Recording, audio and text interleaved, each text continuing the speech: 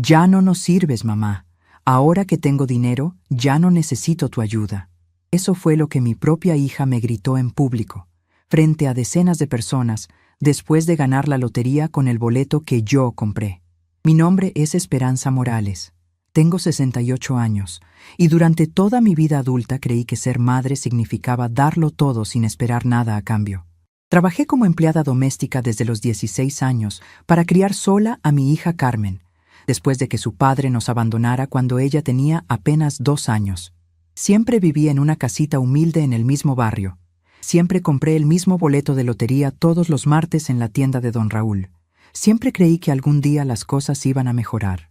Carmen creció, se tituló de contadora, se casó con Miguel Hernández, tuvo 2 hijos hermosos, Jesús y Guadalupe, pero nunca logró estabilizarse profesionalmente. Decía que los trabajos no eran compatibles con su nivel educativo, que necesitaba algo a la altura de su preparación. Mientras tanto, yo mantenía la casa, pagaba las cuentas, cuidaba a los nietos siempre que fuera necesario. Aquel martes de marzo, compré mi boleto como siempre lo hacía. Elegí los mismos números de siempre, cumpleaños de la familia, fechas importantes, y guardé el papel en mi cartera vieja de piel café. Carmen estaba en casa cuando llegué, quejándose una vez más de que Miguel no ganaba suficiente como albañil, que los niños necesitaban escuela privada, que la vida estaba difícil. Yo escuché callada, como siempre, y ofrecí compartir la cena que había preparado. Ella aceptó, pero pasó toda la comida criticando la comida sencilla, diciendo que los niños merecían algo mejor. Esa noche, antes de dormir, revisé mi boleto una vez más y le pedí a Dios que nos bendijera con algo de dinero para mejorar nuestra situación.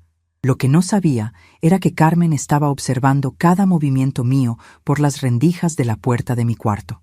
El miércoles siguiente desperté agitada. Había soñado con números, con dinero, con cambios. Fui directo a revisar mi boleto para ver si había acertado algo, pero cuando abrí mi cartera, el papel había desaparecido. Busqué por toda la casa, revolví cajones, miré debajo de los muebles, le pregunté a Carmen si lo había visto. Ella me ayudó a buscar por más de 1 hora, mostrando preocupación genuina, sugiriendo lugares donde podría haberlo dejado. Llegamos a la conclusión de que debía haberlo perdido en la calle o olvidado en algún lugar. Carmen me consoló diciendo que no era mucho dinero de todas formas, que la próxima semana compraría otro. Me quedé triste, pero conformada. Después de todo, nunca había ganado nada significativo de verdad. Por la noche, descubrí en el periódico que alguien de nuestra ciudad había ganado 1.700.000 pesos en la lotería con los números sorteados el martes anterior. Sentí una punzada en el corazón pensando en los números que había elegido, pero pronto aparté los pensamientos negativos. El jueves por la mañana, Carmen llegó a casa radiante, con una sonrisa que no había visto en años. Dijo que tenía una sorpresa increíble que contarme, que nuestra vida estaba a punto de cambiar para siempre. Mi corazón se aceleró cuando dijo que había encontrado un boleto de lotería en el bolsillo de mi chamarra vieja, todo arrugado, y que había revisado los números. Era el boleto premiado, 1.700.000 pesos. Lloré de emoción, le agradecí a Dios, abracé a mi hija pensando que finalmente tendríamos paz financiera. Carmen dijo que necesitábamos ir rápidamente a la oficina de la lotería porque el boleto estaba dañado y podrían no aceptarlo si tardábamos mucho. Yo dije que íbamos juntas, pero ella insistió en que sería mejor que fuera sola primero para confirmar si todo estaba bien con el papel. Estuve de acuerdo, confiada, feliz, imaginando cómo usaríamos el dinero para mejorar la vida de todos nosotros. Carmen regresó de la oficina de la lotería al final de la tarde con una expresión extraña en el rostro. Dijo que había logrado cobrar el premio, pero que el proceso había sido complicado. Le pregunté sobre los documentos, sobre cómo había conseguido retirar sin mi presencia, y ella explicó que como el boleto estaba a nombre de quien lo presentara, no había problema. Algo me molestó de esa explicación, pero traté de alejar las dudas. Dijo que el dinero estaba seguro en su cuenta y que hablaríamos sobre cómo dividirlo. Esa noche hice planes. Pagaría la casa, compraría un carro pequeño, guardaría una parte para los nietos. Tal vez viajaría para conocer el mar. Carmen escuchaba mis sueños con una sonrisa forzada que en ese momento interpreté como ansiedad positiva. Los días siguientes fueron una sucesión de excusas. Carmen siempre tenía una justificación para no hablar sobre el dinero. Decía que estaba organizando inversiones, estudiando las mejores opciones, consultando especialistas. Mientras tanto, comenzó a aparecer en casa con ropa cara, hablando de departamentos para rentar en colonias elegantes, mencionando escuela privada para los niños. Cuando preguntaba sobre cuándo hablaríamos de nuestra nueva vida, ella respondía vagamente que era mejor no tocar el dinero de inmediato. Una semana después, Carmen llegó a casa para buscar algo de ropa de los niños y anunció que había rentado un departamento temporal más cerca del centro. Sería solo hasta encontrar algo definitivo para comprar. Le pregunté cuándo me mudaría yo también, y ella puso una cara extraña. Dijo que era mejor que yo siguiera en mi casa por el momento, que cambios drásticos podrían no ser buenos para una persona de mi edad. Sentí como si me hubieran dado una bofetada invisible. Durante toda mi vida, cada peso que gané lo compartí con ella. Cuando era pequeña y tenía fiebre, me quedaba despierta toda la noche. Cuando necesitó uniformes escolares, trabajé horas extra. Cuando se casó, gasté mis ahorros en su boda. Cuando nacieron los nietos, dejé mi trabajo de medio tiempo para cuidarlos gratis. Y ahora que finalmente teníamos dinero, mi boleto, mi suerte, yo ya no era parte de los planes. Pero aún así traté de entender. Me dije que Carmen estaba emocionada, que necesitaba tiempo para organizarse, que pronto hablaríamos con calma. Durante 2 semanas más, continué mi rutina normal. Levantarme temprano, hacer el desayuno, limpiar casas ajenas, regresar cansada, preparar la cena para una casa vacía. Carmen venía de vez en cuando para buscar cosas, siempre con prisa, siempre con el teléfono en la mano hablando de apartamentos, muebles, escuelas. Una tarde, mientras limpiaba la casa de la señora Dolores, una mujer mayor que siempre me trataba con cariño, me preguntó por qué me veía tan triste. Sin poder contenerme, le conté toda la historia. Ella me escuchó en silencio, moviendo la cabeza con desaprobación. Al final, me dijo algo que se me quedó grabado. Esperanza, mija, cuando alguien te trata como si fueras invisible, es porque quiere que desaparezcas de su vida. Tu hija está disfrutando su nuevo dinero sin ti, porque así lo planeó desde el principio. Sus palabras me dolieron más de lo que imaginaba, pero tenían sentido. Carmen no me había incluido en los planes porque no quería incluirme. Yo no era parte de su nueva vida próspera. Era un recordatorio de la vida pobre que quería dejar atrás. Esa noche, decidí ir a visitarla al departamento nuevo. Tomé el camión hasta la colonia elegante donde ahora vivía y toqué el timbre. Carmen abrió la puerta con una expresión de molestia, como si fuera una vendedora importuna. Le dije que quería hablar sobre nuestros planes, sobre cómo íbamos a usar el dinero para mejorar la vida de toda la familia. Ella suspiró como si fuera una niña pequeña molesta y me hizo pasar. El departamento era hermoso, con muebles nuevos, una televisión enorme, todo lo que siempre habíamos soñado. Los niños corrieron a abrazarme gritando, ¡Abuela!, y yo sentí que al menos ellos todavía me querían. Carmen preparó café y se sentó frente a mí con una expresión seria. «Mamá», dijo, «necesito que entiendas algo. Este dinero va a cambiar nuestras vidas, pero tengo que ser inteligente al usarlo. Los niños necesitan estabilidad, educación, un futuro seguro. No puedo estar manteniendo a todo el mundo, como si yo fuera una carga, como si durante 42 años no hubiera sido yo la que la mantuvo a ella. Le dije que no esperaba que me mantuviera, que solo quería que fuéramos honestas sobre el dinero, que después de todo yo había comprado el boleto. Su expresión cambió completamente. Me miró como si hubiera dicho algo ridículo. «Mamá, tú ya no trabajas tanto como antes.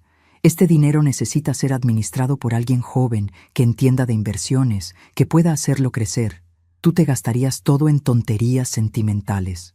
Tonterías sentimentales. Pagar mi casa era una tontería sentimental. Comprar medicinas sin preocuparme por el precio era una tontería sentimental. Tener un poco de seguridad en mis últimos años era una tontería sentimental». Le pregunté qué parte del dinero sería para mí directamente, sin justificaciones. Carmen se removió incómoda en su silla nueva. «No se trata de partes, mamá. Se trata de que yo me hago cargo de todo. Tú vivirás tranquila en tu casa, yo me aseguraré de que no te falte nada esencial. Pero el dinero principal va a estar en mi nombre porque soy más joven y puedo manejarlo mejor. Ahí estaba la verdad desnuda. Carmen se había quedado con mi dinero. Había decidido unilateralmente que ella sabía mejor qué hacer con él, y yo debería estar agradecida de recibir las migajas de mi propia suerte. Me levanté de la mesa sintiendo como si hubiera envejecido 10 años en esa conversación. Le dije que lo pensaría, pero que esperaba que ella también reflexionara sobre lo que estaba haciendo. Carmen me acompañó a la puerta con una sonrisa condescendiente. Mamá, entiendo que esto es difícil para ti, pero confía en mí. Sé lo que hago. Cuando los niños estén grandes y establecidos, hablaremos de hacer algo lindo para ti también. Cuando los niños estén grandes. Cuando yo tenga 80 años y ya no importe si vivo o muero. Regresé a mi casa en el camión nocturno, viendo por la ventana las luces de la ciudad, pensando en 42 años de sacrificio resumidos en confía en mí. Esa noche no pude dormir. Cada vez que cerraba los ojos, veía la expresión de Carmen cuando me dijo que yo gastaría el dinero en tonterías sentimentales, como si mi felicidad fuera una tontería, como si mi tranquilidad fuera un capricho, como si yo fuera un estorbo en su nueva vida de prosperidad. La semana siguiente, Carmen me llamó para decirme que necesitaba que fuéramos al supermercado juntas. Había pensado que podríamos hacer algunas compras para mi casa, llenar mi despensa, comprar cosas de calidad por una vez. Mi corazón se llenó de esperanza. Tal vez había reflexionado, tal vez se había dado cuenta de que no estaba siendo justa conmigo. Llegamos al supermercado más elegante de la ciudad, uno de esos lugares donde yo nunca compraba porque todo era carísimo. Carmen tomó un carrito y comenzó a caminar por los pasillos con confianza, como si siempre hubiera comprado ahí. Yo la seguí, maravillada por la variedad de productos, por lo bien surtido que estaba todo. Carmen comenzó a meter cosas en el carrito: jamón importado, quesos finos, vino, chocolate suizo, frutas que yo ni sabía que existían. Yo sonreía, pensando que finalmente podría probar esas cosas que siempre había visto en las revistas. Después fuimos al área de productos para el hogar, donde Carmen eligió detergentes caros, suavizante de ropa de marca, productos de limpieza que costaban el triple de los que yo usaba. Cuando llegamos a la caja, el total era de más de 3,000 pesos, una cantidad que yo no había gastado en supermercado en todo el año anterior. Carmen sacó su tarjeta nueva y pagó sin pestañear. Yo esperé a que me diera las bolsas, pero ella tomó el carrito y comenzó a caminar hacia la salida. ¿A dónde vas?, le pregunté confundida. A mi carro, respondió sin voltear. Todo esto es para mi casa. Me quedé parada en la entrada del supermercado, sintiendo cómo la sangre se me subía a la cabeza. Pero dijiste que haríamos compras para mi casa. Carmen se volteó con una expresión de fastidio. Mamá, yo dije que haríamos compras. Nunca dije que serían para ti. Tú viniste porque necesitaba que me ayudaras a cargar las cosas pesadas. La humillación fue tan intensa que sentí como si me hubieran abofeteado públicamente. Ahí estaba yo, una mujer de 68 años que había sido llevada engañada al supermercado más caro de la ciudad para servir como cargadora de mi propia hija. Las personas alrededor comenzaron a darse cuenta de lo que estaba pasando.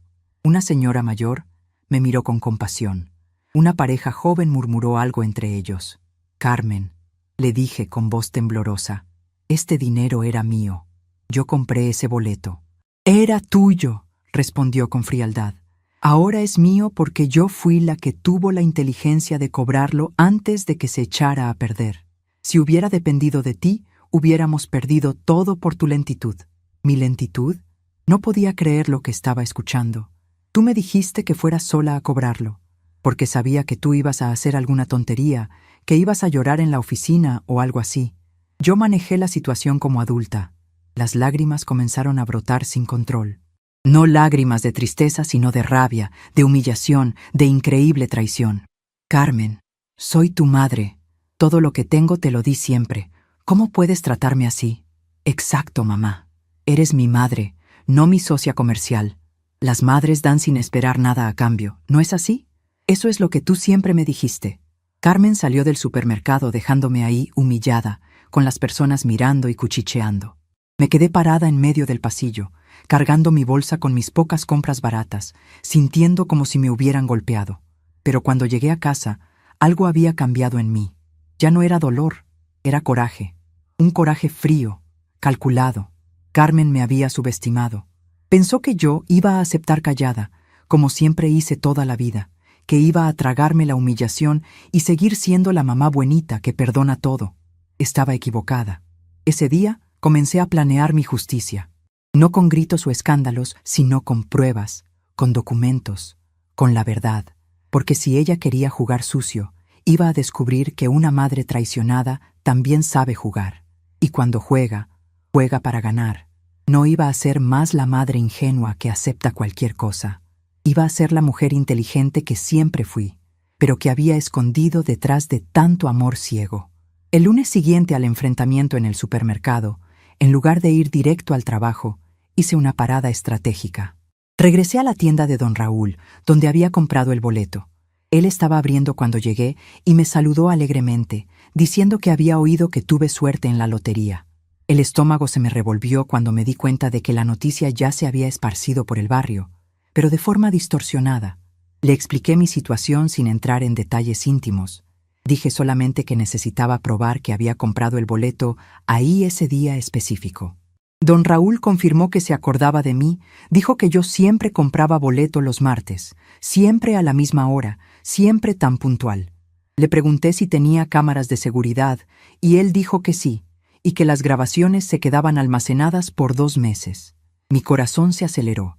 Todavía estaba a tiempo, pues habían pasado cerca de 6 semanas desde que compré el boleto. Él me ayudó a guardar la grabación en una memoria USB, donde aparecía claramente yo comprando el boleto el martes, a la hora exacta, con los números que siempre elegía. Armada con la primera prueba, fui a la oficina de la lotería donde Carmen dijo haber cobrado el premio. Hablé con un gerente y le expliqué que había inconsistencias en el proceso de cobro de un premio que debería ser mío. Él me pidió detalles y, después de consultar el sistema, regresó con una expresión preocupada. Dijo que había algo extraño en el proceso y sugirió que buscara un abogado, pues el caso podría necesitar investigación oficial. Busqué al licenciado Antonio Vázquez, un abogado que hacía trabajos para la oficina donde yo trabajaba como empleada doméstica. Siempre fue educado conmigo, me trataba con respeto. Cuando le conté toda la historia y le mostré la grabación de la tienda, me escuchó en silencio, tomando notas. Dijo que era un caso serio de apropiación indebida calificada, que Carmen podría haber cometido un delito. Aún después de todo lo que me había hecho, todavía me dolía pensar en ella enfrentando consecuencias legales. Pero el licenciado Antonio me explicó que los delitos financieros tienen consecuencias y que si yo decidía proceder, podría no tener control sobre lo que pasaría después. Tomé mi decisión. Carmen me había robado, humillado, abandonado. No podía dejar que esto pasara. El licenciado Antonio inició el proceso inmediatamente. Solicitó acceso a las grabaciones de la oficina de lotería, a las cámaras de seguridad, a los documentos de cobro. Después, presentó una denuncia penal contra Carmen. 2 semanas después de iniciar el proceso, llegó la citación para que ella se presentara en el Ministerio Público para dar explicaciones sobre el cobro del boleto premiado. Esa noche, mi teléfono sonó. Era Carmen, furiosa, preguntando qué payasada era esa, diciendo que había recibido una citación de la policía. Le respondí tranquilamente que ella me había robado y que yo no me iba a quedar callada. Ella dijo que no había robado nada, que había salvado el boleto. Le respondí que sería fácil probar eso en el Ministerio Público. Carmen gritó preguntando si me había vuelto loca, si iba a meter a mi propia hija a la cárcel. La ironía era increíble. Ella que me había robado, abandonado, humillado, y ahora yo era la malvada. 2 horas después de la llamada, Carmen estaba tocando el timbre de mi casa. Abrí la puerta y casi no la reconocí. Estaba desarreglada, llorosa, desesperada, muy diferente de la mujer arrogante que me encontró en el supermercado. Dijo que quería hablar con calma, que podía dividir el dinero conmigo, mitad y mitad. Mitad y mitad. El dinero que era 100% mío, me lo estaba ofreciendo como si fuera un favor. Le respondí que ya era demasiado tarde. Ella comenzó a llorar, pero eran lágrimas de desesperación, no de arrepentimiento. Dijo que si no retiraba la denuncia, ella se iría de la ciudad y yo me quedaría sin ver a los niños para siempre. Chantaje. Hasta en el fondo del pozo, todavía trataba de manipularme. La miré, a esta mujer que yo crié, que mamó de mi pecho, que durmió en mis brazos, que yo protegí de todo, y vi a una extraña.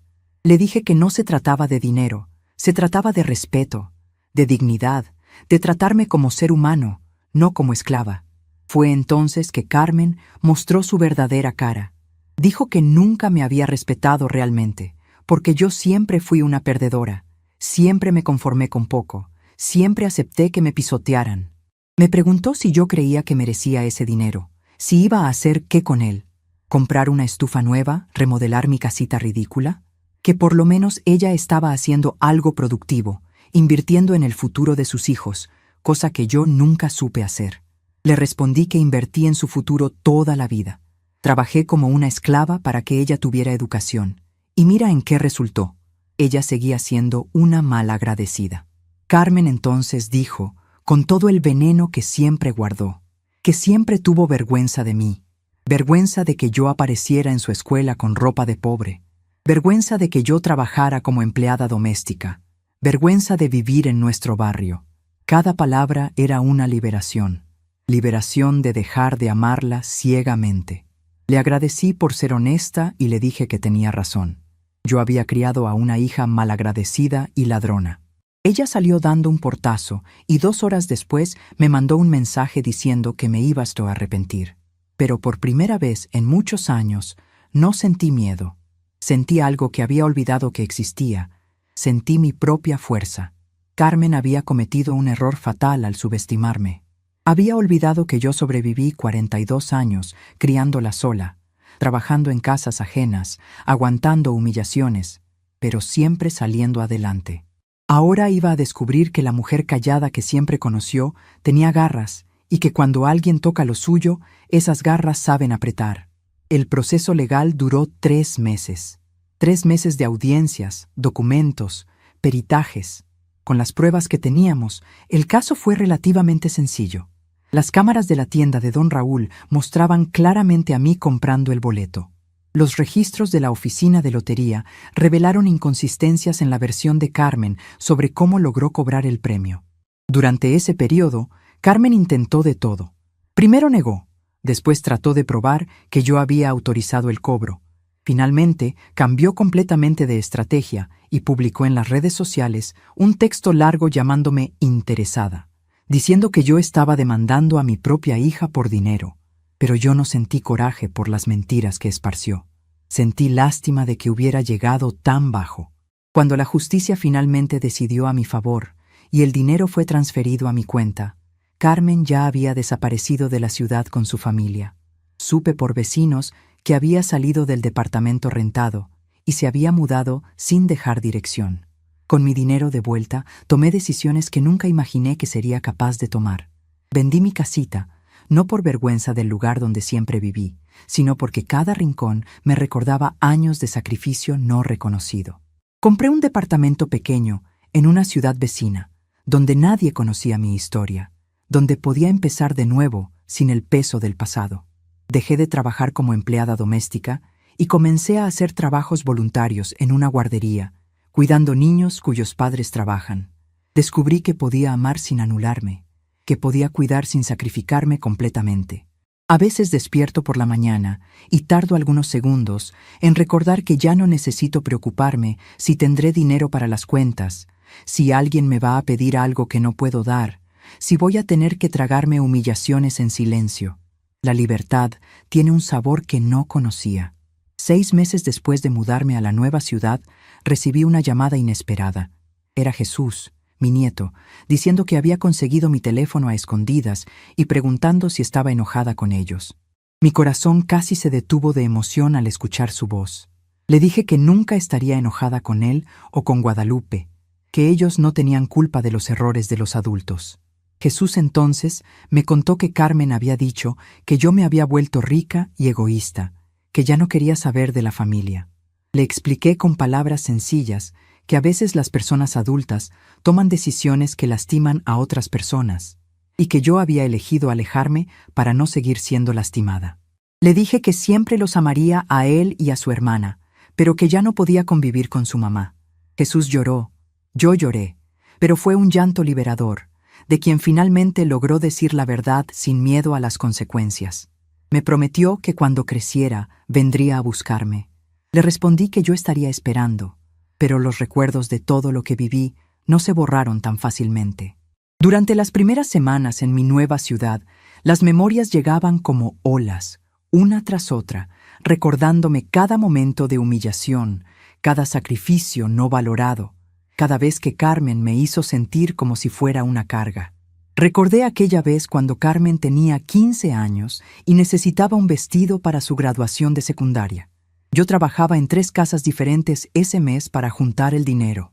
Me levantaba a las 5 de la mañana, regresaba a las 9 de la noche, con las manos agrietadas de tanto lavar y limpiar. Cuando le entregué el dinero para el vestido, ella ni siquiera me dio las gracias. Dijo que era lo mínimo que podía hacer como madre. Lo mínimo que podía hacer. Esas palabras me quedaron grabadas para siempre. Recordé cuando se casó con Miguel. Gasté todos mis ahorros en su boda. El vestido, la fiesta, las flores. Quería que fuera perfecta, que ella se sintiera como una princesa. El día de la boda, Carmen se quejó de que la comida no era suficientemente elegante, de que las flores no eran las que había pedido, de que los invitados iban a pensar que éramos pobres. Pobres. Éramos pobres porque yo había gastado hasta el último centavo en hacerla feliz. Recordé cuando nacieron los nietos. Durante los primeros años, yo era la niñera gratuita. Carmen trabajaba medio tiempo y Miguel trabajaba en construcción, pero aún así no les alcanzaba para pagar una guardería. Yo dejé mi trabajo de tiempo completo para cuidar a Jesús y después a Guadalupe. Les daba de comer, los bañaba, jugaba con ellos, los llevaba al doctor, los consolaba cuando lloraban. Carmen llegaba por las tardes, cansada, de mal humor, y se quejaba de que la casa estaba desordenada, de que los niños estaban sucios, de que yo no sabía cuidarlos correctamente. Una tarde, después de una de sus regaños, Jesús me abrazó y me dijo: «Abuela, ¿por qué mi mamá siempre está enojada contigo? Tú eres la más buena del mundo». Esas palabras me partieron el corazón porque un niño de 4 años veía lo que Carmen se negaba a ver. Recordé las Navidades solitarias, cuando Carmen y Miguel decidieron que era mejor celebrar en casa de los padres de él, porque tenían más espacio, mejor comida, regalos más bonitos. Yo me quedaba sola en mi casita, viendo por televisión programas navideños, imaginando a mis nietos abriendo regalos que yo no pude comprar. Carmen me llamaba por teléfono el día siguiente para contarme lo bien que la habían pasado, lo deliciosa que había estado la cena, lo generosos que habían sido los suegros con los regalos. Nunca me preguntaba cómo había pasado yo la Nochebuena. Recordé las veces que me enfermé, y Carmen consideró mis malestares como inconvenientes personales hacia ella. Cuando tuve gripe el año pasado y no pude cuidar a los niños, ella me dijo que era muy conveniente que me enfermara justo cuando más me necesitaba. Conveniente. Como si yo hubiera elegido enfermarme para molestarla. Recordé cada cumpleaños olvidado, cada Día de las Madres ignorado, cada ocasión especial donde yo era una idea tardía en los planes de Carmen. Si me incluía, era por obligación social, no por amor genuino. Pero también recordé los momentos buenos, y esos eran los que más me dolían. Recordé a Carmen niña, cuando me abrazaba y me decía que yo era la mejor mamá del mundo. Recordé cuando tenía pesadillas y se metía a mi cama, acurrucándose contra mí hasta que se tranquilizaba. Recordé cuando se graduó de la universidad y lloró de felicidad, diciéndome que todo lo que había logrado era gracias a mí, que nunca me iba a fallar. Ese día pensé que todos los sacrificios habían valido la pena. ¿En qué momento esa niña cariñosa se convirtió en la mujer fría que me robó? ¿En qué momento mi amor de madre se convirtió en una obligación que ella resentía? A veces, sentada en mi departamento nuevo, me preguntaba si yo había hecho algo mal, si había sido demasiado permisiva, demasiado sacrificada, demasiado disponible, si al darle todo sin pedir nada a cambio, le había enseñado que no tenía valor. Pero después recordaba las palabras de la señora Dolores, mi antigua patrona. Esperanza, el problema no fue que le diste demasiado amor. El problema fue que ella no supo valorarlo. Las noches eran las más difíciles. En el silencio de mi nuevo hogar, sin el ruido familiar de mi viejo barrio, los pensamientos se volvían más intensos. Me despertaba a las 3 de la mañana pensando en Jesús y Guadalupe, preguntándome qué les estaría diciendo Carmen sobre mí. ¿Les diría que su abuela los había abandonado por dinero? ¿Les haría creer que yo era la mala de la historia? ¿Crecerían pensando que yo los había dejado porque ya no los quería? Esas preguntas me atormentaban más que cualquier insulto que Carmen hubiera podido gritarme. Una noche no pude más y decidí escribir una carta, no para enviarla, sino para sacar todo lo que llevaba adentro, para poner en palabras el dolor y la confusión que sentía. Querida Carmen, escribí, no entiendo en qué momento dejé de ser tu madre para convertirme en tu enemiga. No entiendo cuándo mis sacrificios se volvieron obligaciones que me debías devolver con crueldad. Durante 42 años, cada decisión que tomé fue pensando en tu bienestar. Trabajé en casas ajenas para que tú no tuvieras que hacerlo. Me quedé despierta cuando estabas enferma. Celebré cada uno de tus logros como si fueran míos. Lloré con cada una de tus decepciones. Te di mi juventud, mi fuerza, mis sueños. Nunca me quejé porque creí que eso era lo que significaba ser madre. Pero resulta que para ti, ser madre significaba ser tu empleada personal, disponible las 24 horas, trabajando gratis, sin derecho a cansarme, a enfermarme, a tener necesidades propias. El dinero que me robaste no era solo dinero. Era mi oportunidad de vivir mis últimos años con dignidad, sin depender de nadie, sin tener que trabajar hasta morirme. Era mi boleto hacia un poco de tranquilidad después de toda una vida de lucha. Pero más que el dinero, me robaste algo más valioso. Me robaste la ilusión de que te había criado bien. Me robaste la creencia de que el amor de madre siempre es correspondido. Me robaste la confianza de que la familia es el lugar más seguro del mundo. Escribir esa carta me ayudó a entender algo fundamental. Yo no tenía que cargar con la culpa de las decisiones de Carmen. Yo había sido una buena madre. Imperfecta seguramente, pero buena. Carmen había elegido el camino de la ingratitud y la traición, y esa no era responsabilidad mía. Al día siguiente, quemé la carta en el fregadero de mi cocina y vi cómo las palabras se convertían en cenizas. Con cada llama que consumía mis palabras, sentí como si estuviera quemando también el dolor que me había estado carcomiendo. Decidí que era hora de dejar de vivir en el pasado y empezar a construir un futuro. Me inscribí en un curso de computación para personas mayores. Siempre había querido aprender a usar una computadora, pero nunca había tenido tiempo ni dinero. Ahora tenía ambos. Comencé a caminar por las mañanas en el parque cerca de mi departamento. Conocí a otras señoras de mi edad que también salían a ejercitarse. Poco a poco, fui formando un pequeño grupo de amigas que se reunía para desayunar después de la caminata. Ellas sabían que yo era nueva en la ciudad, pero no conocían mi historia completa. Para ellas, yo era simplemente Esperanza, una mujer que había decidido mudarse para estar más tranquila. No era la madre abandonada, no era la víctima de robo familiar, no era la mujer humillada. Era solo Esperanza. Esa nueva identidad me gustaba. Una de mis nuevas amigas, Consuelo, me invitó a acompañarla a clases de bordado en el centro comunitario. «Te va a gustar», me dijo. «Es muy relajante y las señoras son muy buena onda». Al principio dudé. Había pasado tantos años trabajando con las manos que la idea de hacer algo creativo me parecía extraña, pero decidí intentarlo. La primera vez que sostuve la aguja y el hilo, que vi cómo los colores se entrelazaban para formar figuras hermosas, sentí una paz que no había experimentado en años. No era trabajo, era arte. No era obligación, era placer. La maestra del grupo, doña Mercedes, me dijo que tenía manos muy hábiles, que probablemente había heredado el talento de alguna abuela bordadora. Me reí porque mi abuela efectivamente bordaba, pero yo nunca había tenido tiempo de aprender. «Nunca es tarde para conectar con nuestras raíces», me dijo doña Mercedes con una sonrisa. Mientras bordaba, mi mente se tranquilizaba. Los recuerdos dolorosos seguían ahí, pero ya no me abrumaban.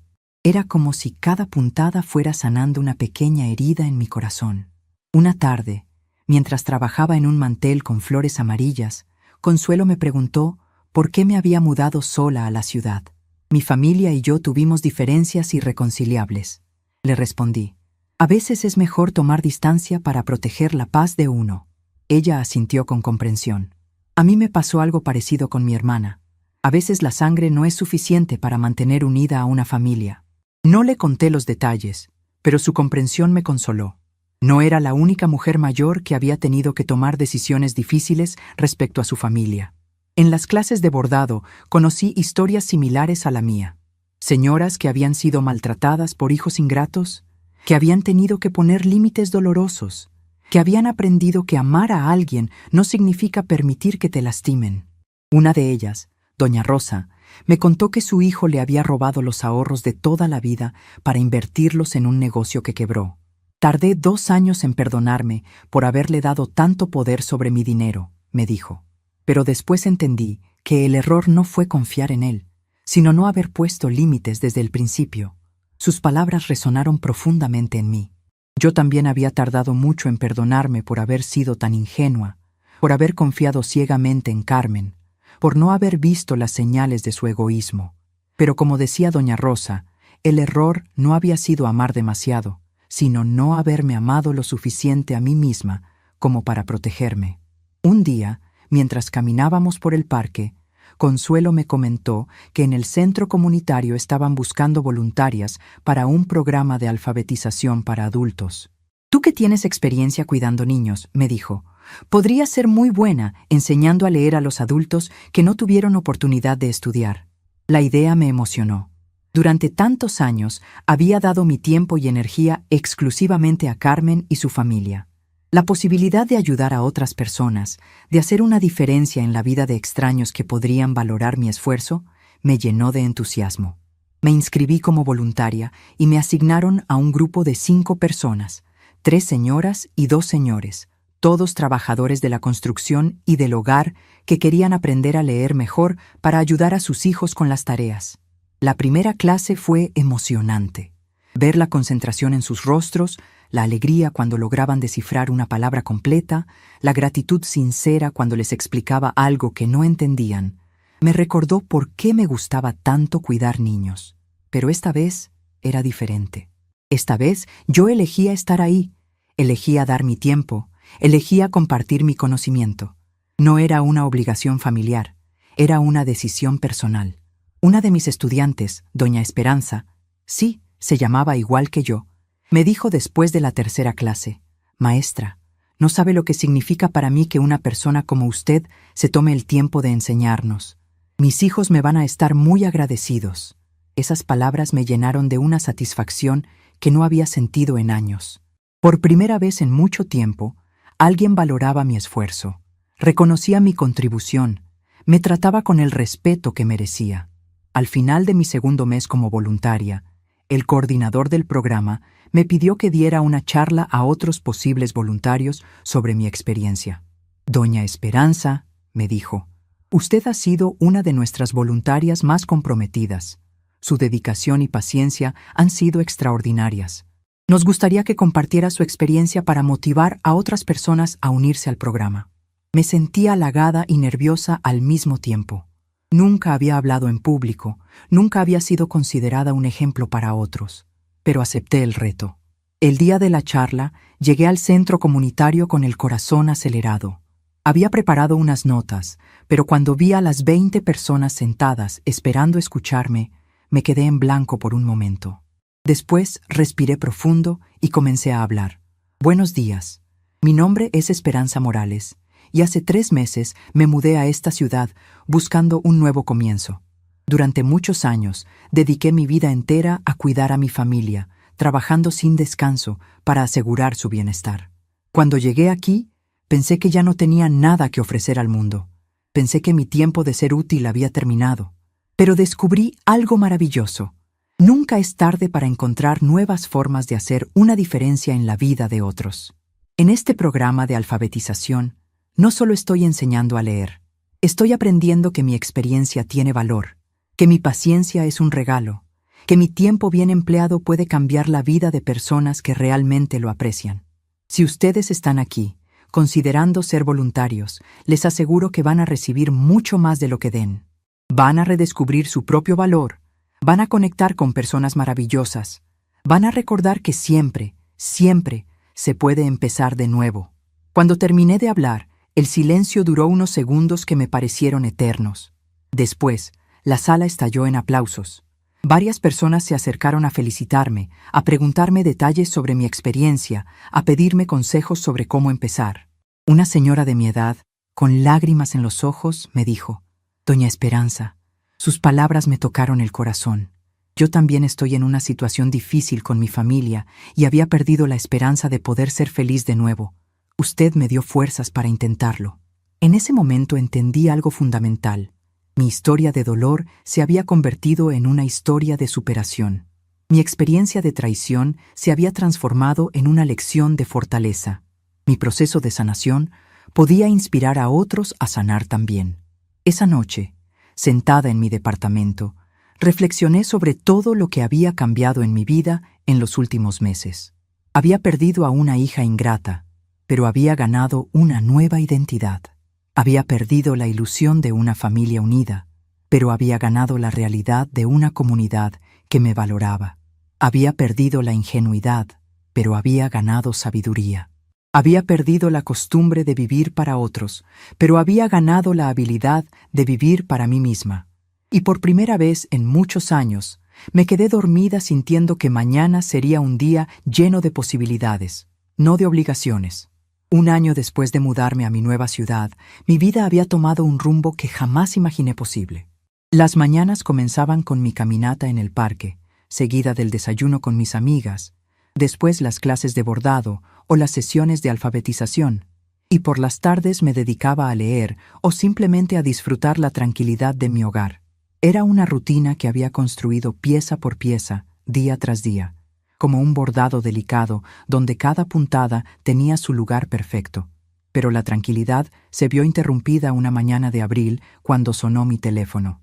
Era un número desconocido, pero algo en mi interior me dijo que contestara. «¿Doña Esperanza?», preguntó una voz joven que me resultó familiar. «Sí, habla Esperanza». «Abuela, soy yo, Guadalupe». Mi corazón se detuvo. Era la voz de mi nieta, pero sonaba diferente, más madura, más triste. «Mi amor, ¿cómo conseguiste mi número?». Se lo pedí a Jesús. Él lo había guardado desde aquella vez que le habló hace mucho tiempo. Hubo una pausa larga donde solo se escuchaba nuestra respiración entrecortada. «Abuela, necesito hablar con usted. Necesito verla». «¿Dónde está tu mamá, mi cielo?». «Ese es el problema, abuela. Mamá no está bien». Las siguientes palabras de Guadalupe me partieron el alma. Carmen había desarrollado un problema con el alcohol. El dinero de la lotería se había acabado en inversiones fallidas y gastos descontrolados. Miguel había perdido el trabajo por la crisis económica y no encontraba otro. Estaban a punto de perder el departamento por falta de pago. Pero lo peor, abuela, es que mamá dice cosas horribles de usted cuando está tomada. Dice que usted la abandonó, que es una mala madre, que por su culpa ella está así. Pero yo sé que no es cierto. ¿Cómo lo sabes, mi amor? Porque me acuerdo de cuando era pequeña.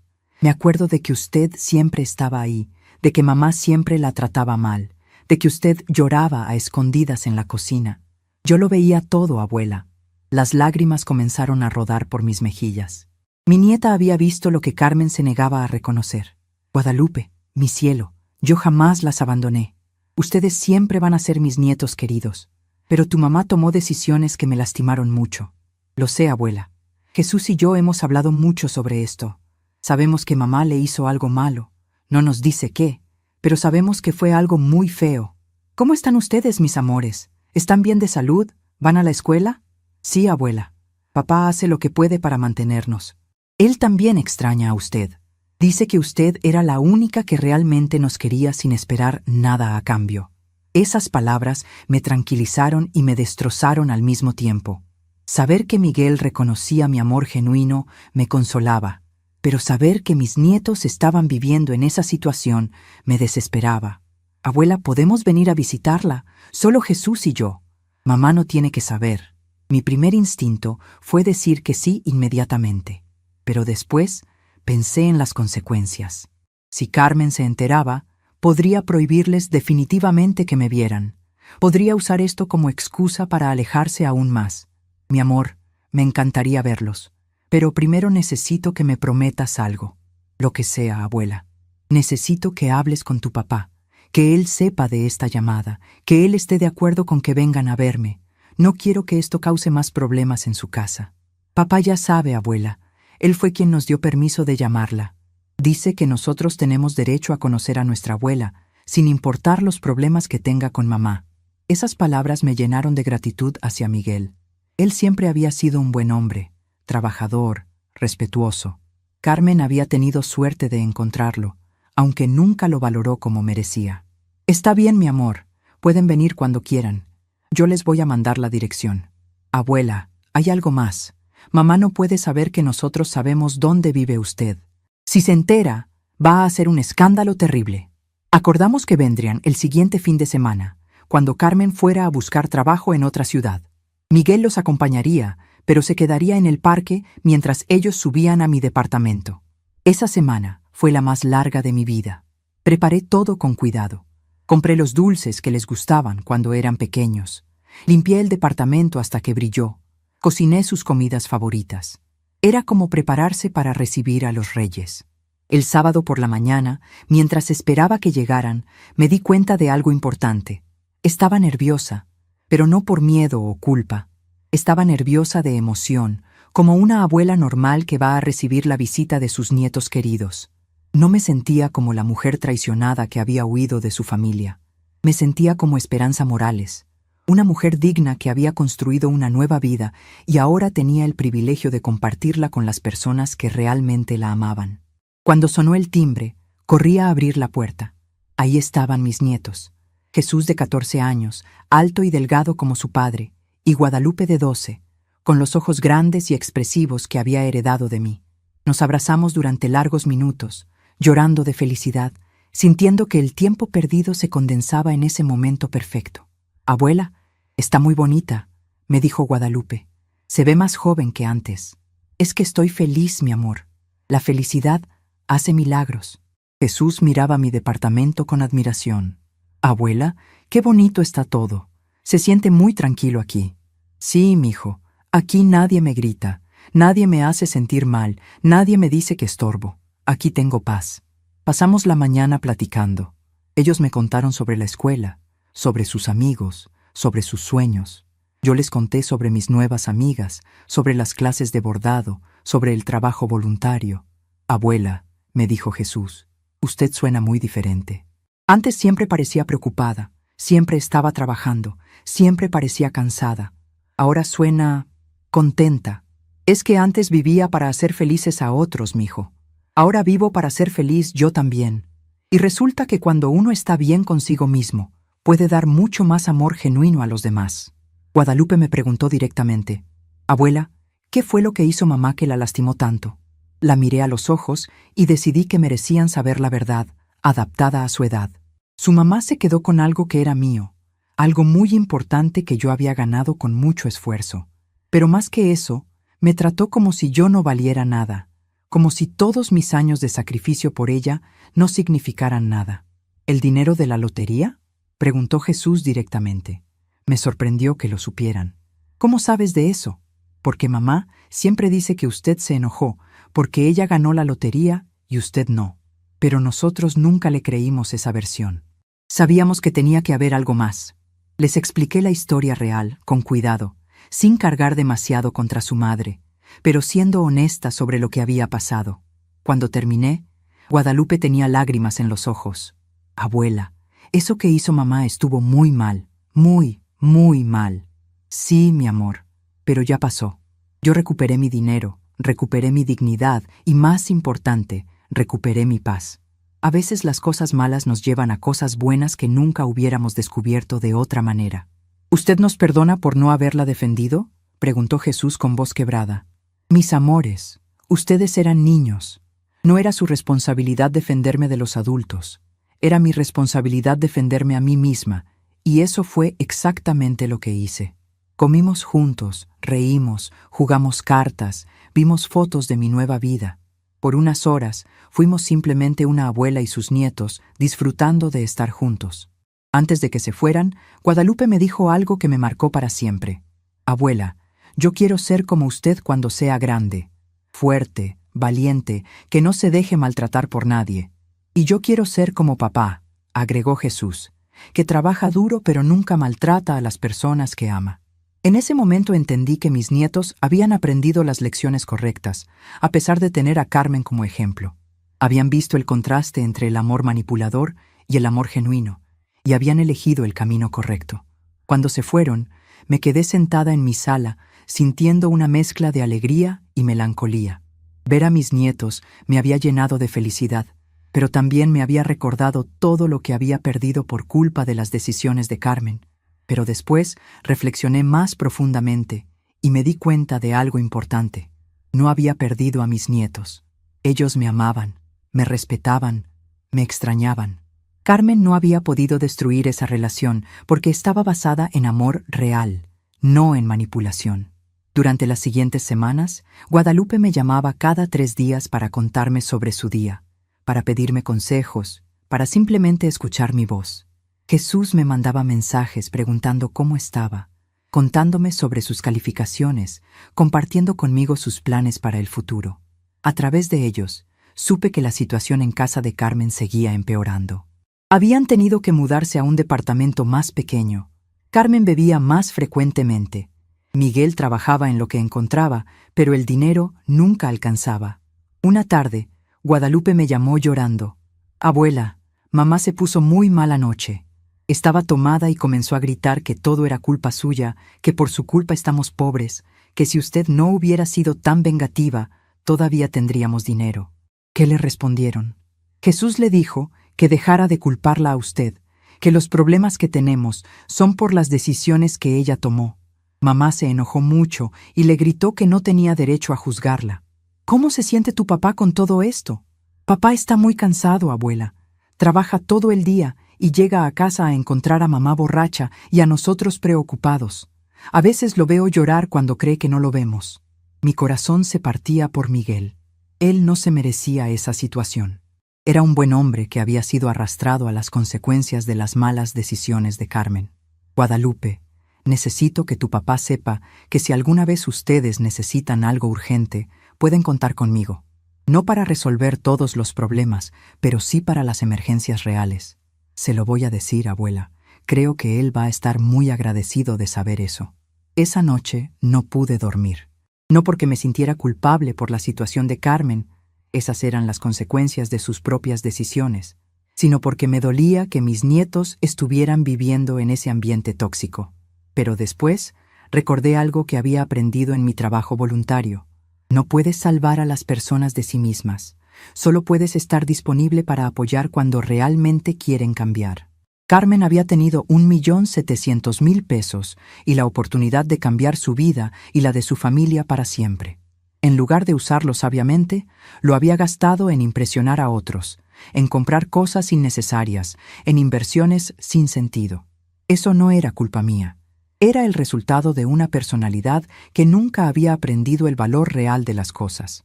Un mes después de la visita de mis nietos, recibí una llamada inesperada. Era Miguel. «Doña Esperanza, necesito hablar con usted».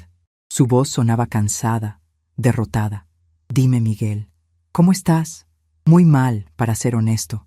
Carmen está cada vez peor. Los niños están sufriendo mucho. Yo no sé qué hacer. ¿Qué necesitas de mí, hijo?» «Necesito su consejo. Estoy pensando en separarme de Carmen, pero me da miedo que ella use a los niños para vengarse. Usted la conoce mejor que nadie. ¿Cree que sería capaz de lastimar a Jesús y Guadalupe solo por hacerme daño?» La pregunta me destrozó porque sabía la respuesta. Carmen era capaz de cualquier cosa cuando se sentía traicionada. Lo había demostrado conmigo. «Miguel, Carmen está enferma. El alcohol y la amargura la han cambiado mucho. Pero hay algo que necesitas saber. Jesús y Guadalupe ya no son niños pequeños. Ellos ven lo que está pasando. Entienden quién es responsable de qué. Si tú tomas decisiones pensando en protegerlos, ellos lo van a entender. ¿Usted cree que debo separarme? Yo creo que debes hacer lo que te permita dormir en paz por las noches. Vivir en una casa llena de gritos, alcohol y resentimiento no es bueno para nadie, especialmente para los niños. Tengo miedo de que los niños me culpen. Miguel, mis nietos te adoran. Ellos saben que tú eres el único adulto estable en su vida ahora mismo. Confía en el amor que te tienen. Hablamos durante 1 hora. Le conté sobre mi experiencia de tomar decisiones difíciles para proteger mi bienestar mental. Le hablé sobre la importancia de poner límites, incluso con la familia. Al final de la conversación, Miguel me dijo algo que me tranquilizó. Doña Esperanza, quiero que sepa que sin importar lo que pase entre Carmen y yo, usted siempre va a ser la abuela de mis hijos. Ellos la aman y yo respeto ese amor. 2 semanas después, Miguel se separó de Carmen. Ella reaccionó exactamente como yo había temido, con rabia, con amenazas, con intentos de manipular a los niños en su contra. Pero Jesús y Guadalupe, ya grandes, tomaron su propia decisión. Eligieron irse a vivir con su padre. Carmen los acusó de ser unos malagradecidos, de haberse dejado envenenar por Miguel y por mí. Les dijo que si se iban con su padre, para ella estaban muertos. La misma amenaza que me había hecho a mí. Guadalupe me contó después: Abuela, cuando mamá nos dijo eso, ya no sentimos ni tristeza. Solo sentimos lástima por ella, porque entendimos que para mamá el amor es un arma de chantaje, no un sentimiento real. La separación fue dolorosa para todos, pero especialmente liberadora para Miguel y los niños. Finalmente podían vivir en paz, sin caminar sobre cáscaras de huevo, sin escuchar gritos constantes. Miguel consiguió un trabajo mejor y rentaron un departamento pequeño, pero tranquilo. Los niños siguieron estudiando y sus calificaciones mejoraron notablemente. Y yo, por primera vez en años, pude ser abuela sin complicaciones. Los visitaba cada mes. Ellos venían a verme seguido. Hablábamos por teléfono sin secretos. Carmen desapareció de nuestras vidas como había aparecido, de manera egoísta e irresponsable. Supo que Miguel y los niños mantenían contacto conmigo, y en lugar de reflexionar sobre sus errores, decidió cortarnos completamente de su vida. No hubo explicaciones, no hubo intentos de reconciliación, no hubo reconocimiento de responsabilidad. Simplemente se fue, como si nosotros fuéramos los que habíamos fallado. Pero ya no me dolía. Su ausencia se había vuelto un regalo, no una pérdida.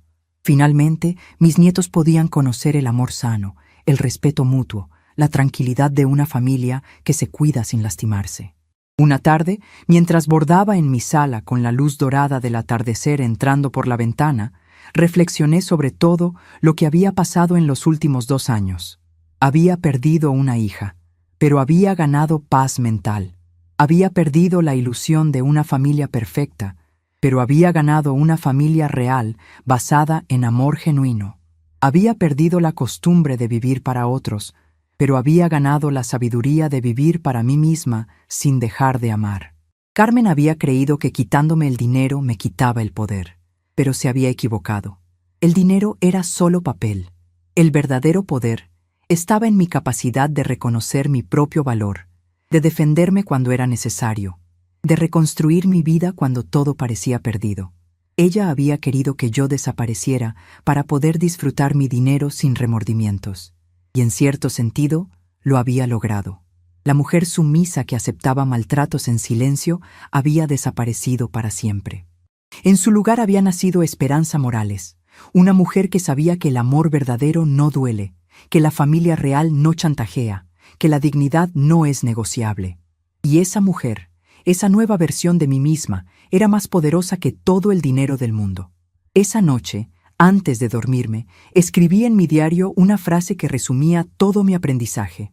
La venganza más dulce no es lastimar a quien te lastimó.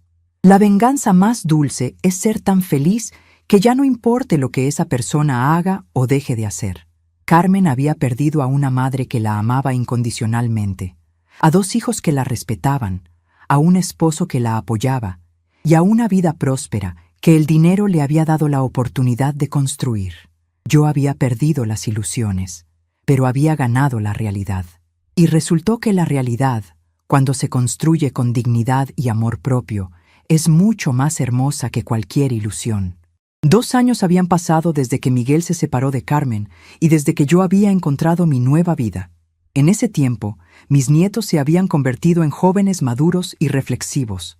Jesús tenía 16 años y ya hablaba de estudiar ingeniería, mientras que Guadalupe, de 14, soñaba con ser maestra como las voluntarias que había conocido a través de mí. Miguel había encontrado estabilidad laboral en una empresa de construcción donde lo respetaban por su dedicación y honestidad. Los tres formaban una pequeña familia sólida, basada en respeto mutuo y comunicación abierta. Yo seguía viviendo mi nueva vida con plenitud. Había sido promovida a coordinadora del programa de alfabetización. Mis amigas del grupo de bordado se habían convertido en hermanas de corazón, y mi departamento se había transformado en un hogar lleno de paz y alegría. Carmen había desaparecido completamente de nuestras vidas. No sabíamos dónde vivía, si estaba bien o mal, si había logrado superar sus problemas con el alcohol. Era como si hubiera decidido borrarse de la historia familiar. Una mañana de octubre, mientras preparaba el desayuno para recibir a mis nietos que venían a pasar el fin de semana conmigo, sonó mi teléfono. Era un número desconocido de mi ciudad natal. ¿Doña Esperanza Morales? Sí, habla Esperanza. Buenos días, habla la doctora Patricia Ruiz del Hospital General. Tengo a una paciente aquí que dice ser su hija, Carmen Hernández.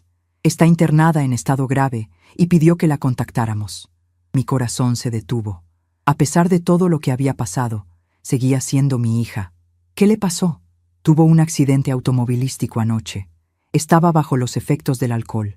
Tiene heridas serias, pero no corre peligro de muerte.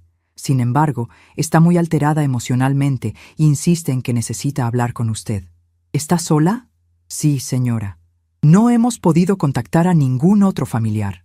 Le dije que llegaría en unas horas y colgué con las manos temblando.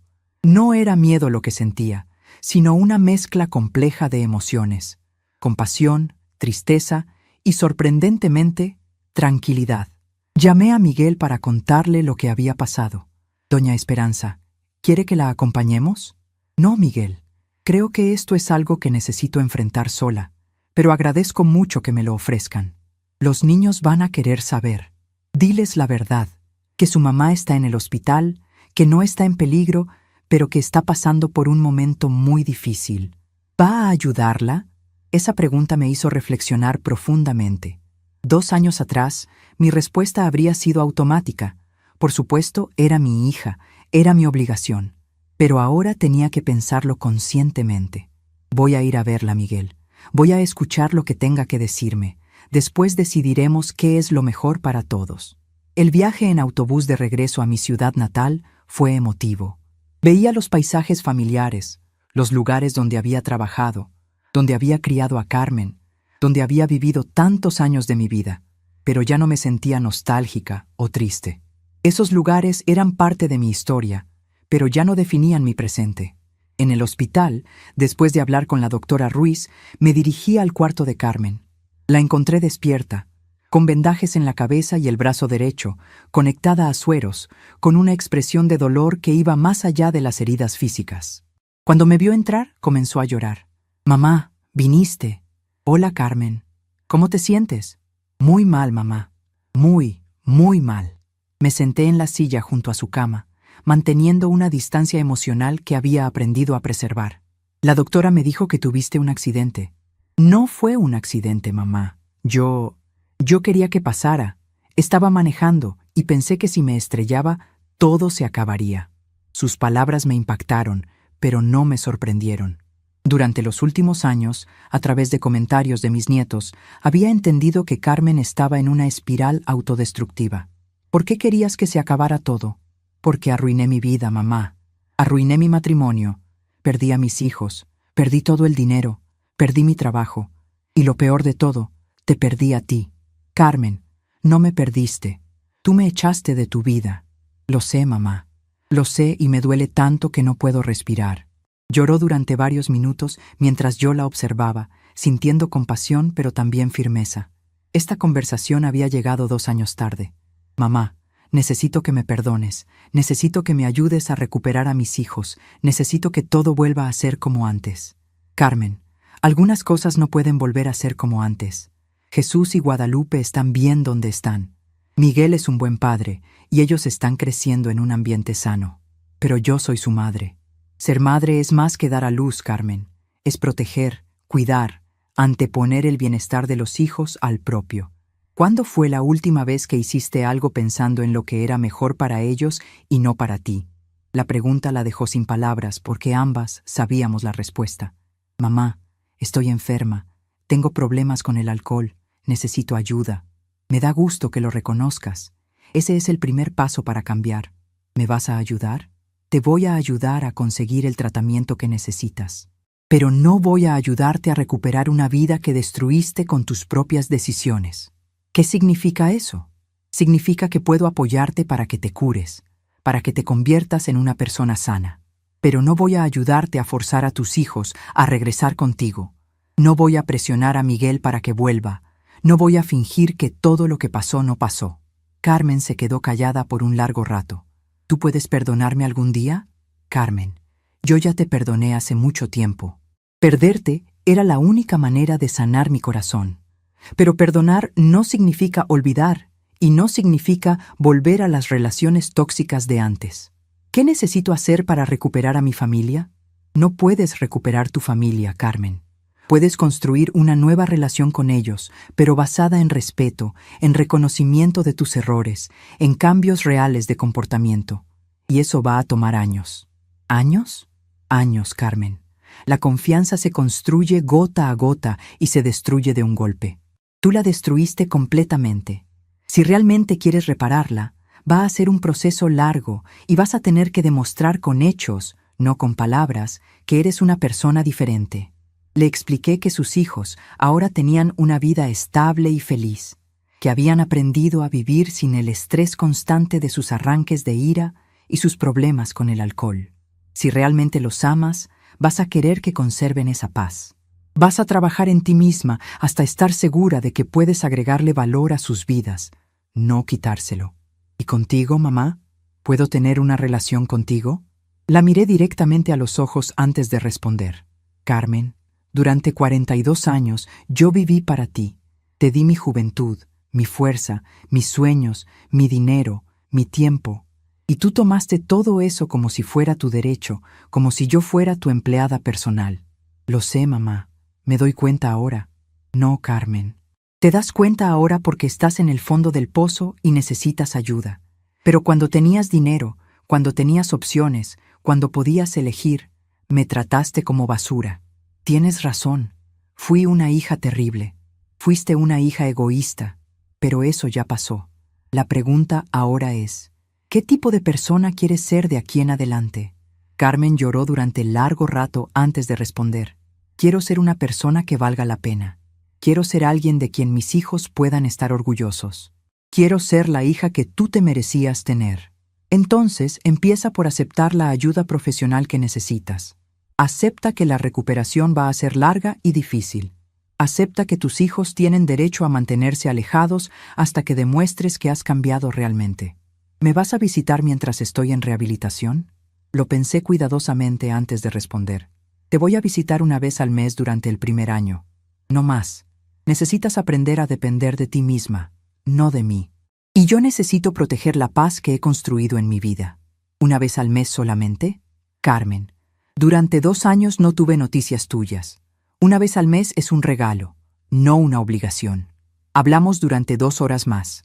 Le conté sobre mi nueva vida, sobre mis amigas, sobre mi trabajo voluntario, sobre la relación hermosa que tenía con sus hijos y con Miguel.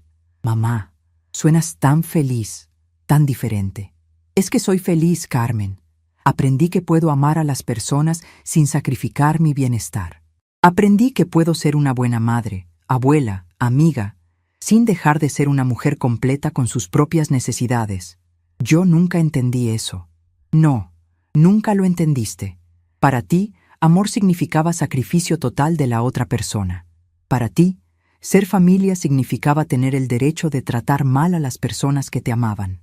Carmen asintió con lágrimas en los ojos. ¿Crees que pueda cambiar realmente? Creo que puedes cambiar si realmente quieres hacerlo.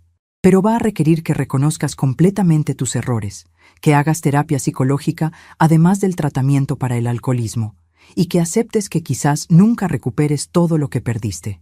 ¿Qué es lo que más necesito entender? Necesitas entender que las personas que te aman no son tus propiedades. Tus hijos no te pertenecen. Son individuos que tienes el privilegio de amar y guiar. Miguel no era tu empleado, era tu compañero de vida. Yo no era tu sirvienta, era tu madre. ¿Y cómo puedo empezar a reparar el daño? Empezando por aceptar que no puedes reparar todo. Algunas cosas se rompieron para siempre, pero puedes construir algo nuevo, diferente, más sano. Antes de irme, Carmen me preguntó si podía abrazarme. Dudé por un momento, pero después accedí. Su abrazo se sentía diferente, menos desesperado, menos demandante, más como una hija que reconocía el valor de su madre. Mamá, gracias por venir. Gracias por no rendirte completamente conmigo. Carmen, yo nunca me voy a rendir contigo, pero tampoco voy a permitir que me lastimes otra vez. La diferencia es que ahora entiendo cuál es mi responsabilidad como madre y cuál no. ¿Cuál es tu responsabilidad? Mi responsabilidad es amarte, desearte lo mejor, apoyarte cuando realmente necesites ayuda para cambiar. Mi responsabilidad no es sacrificar mi bienestar por el tuyo, no es permitir que me maltrates, no es resolver los problemas que tú creaste con tus decisiones. Salí del hospital sintiendo una mezcla de emociones complejas. Había visto a mi hija en el momento más vulnerable de su vida, pero también había mantenido la fortaleza emocional que tanto me había costado construir.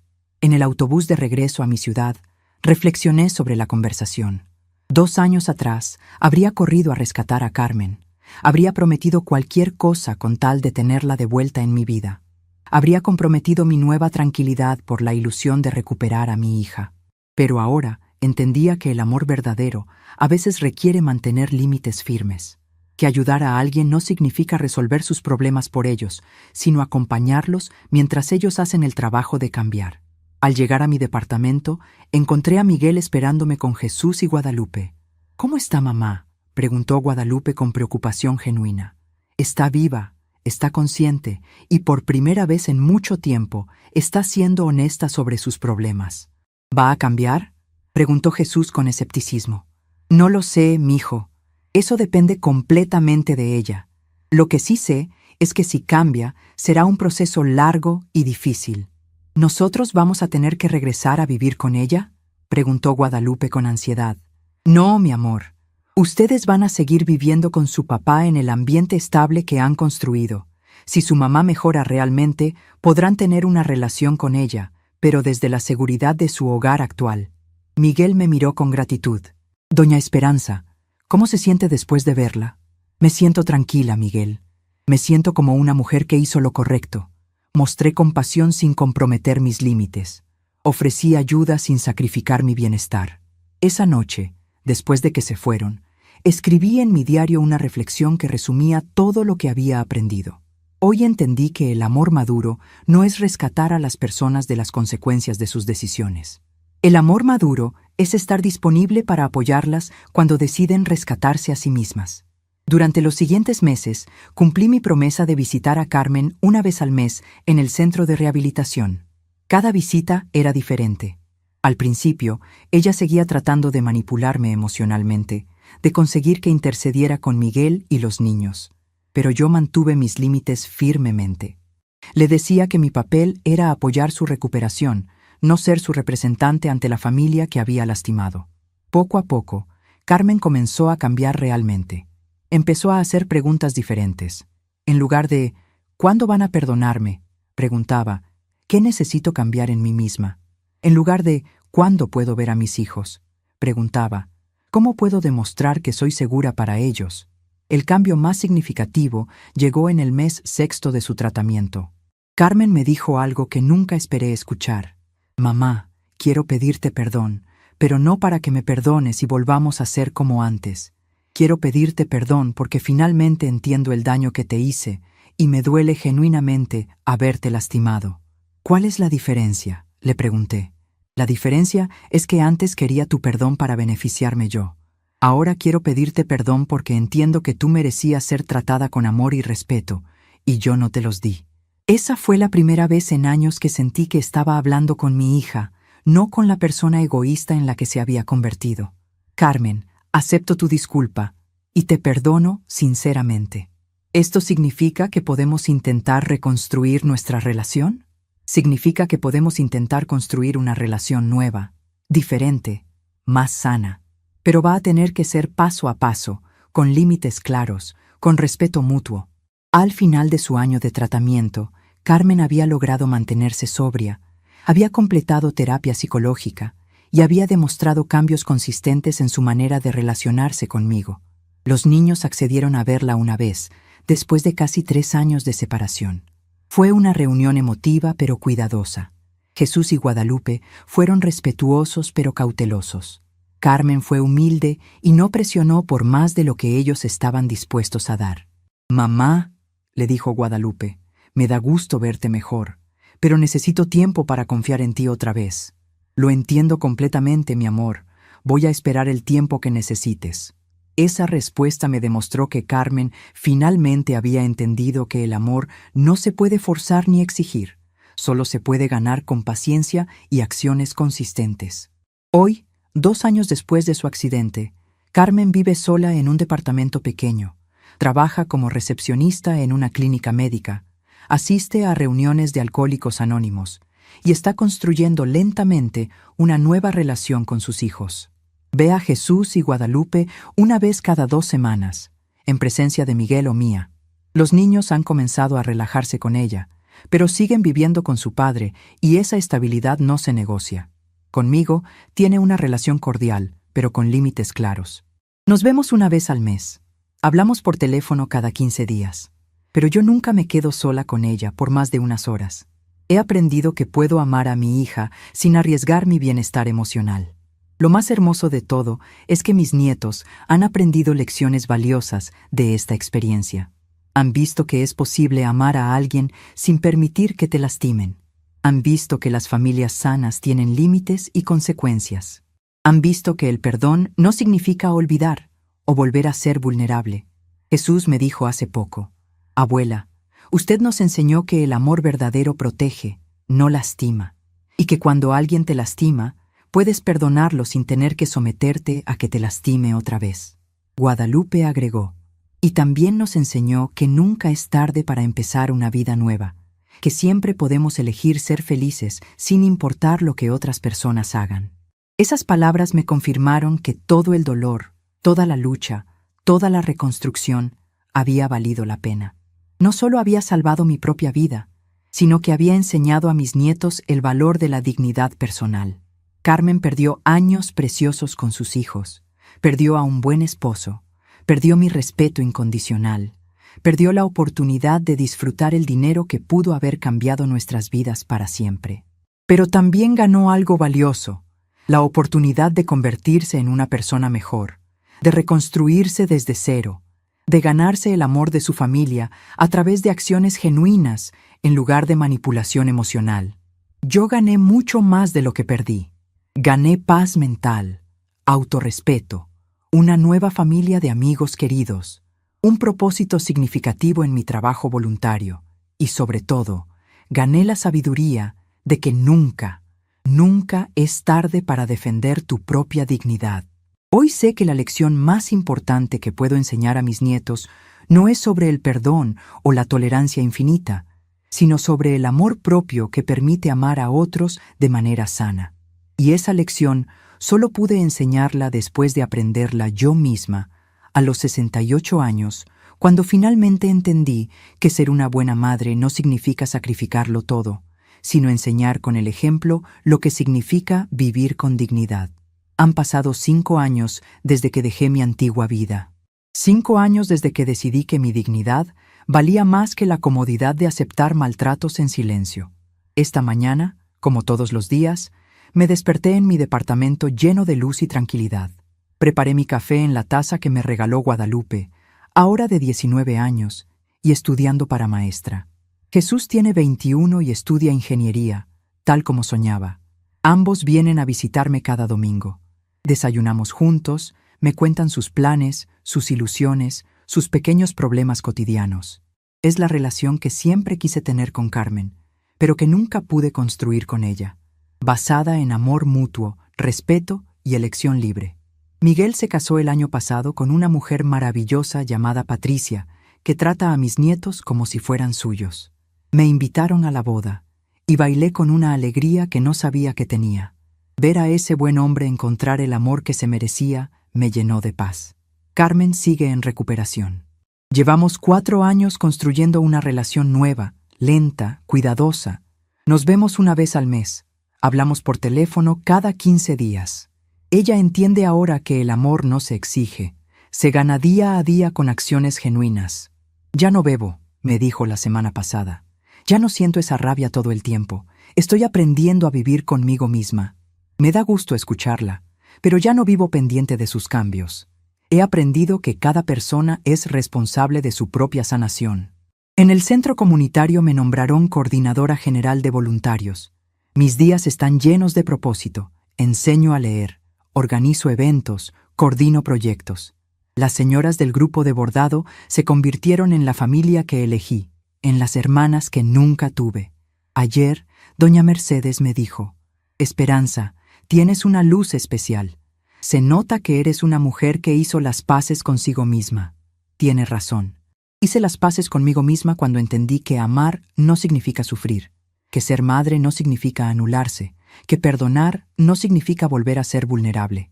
A veces camino por el parque al atardecer y pienso en la mujer que era hace 5 años, cansada, humillada, viviendo para otros sin vivir para sí misma. Esa mujer merecía dignidad, pero no sabía cómo conseguirla.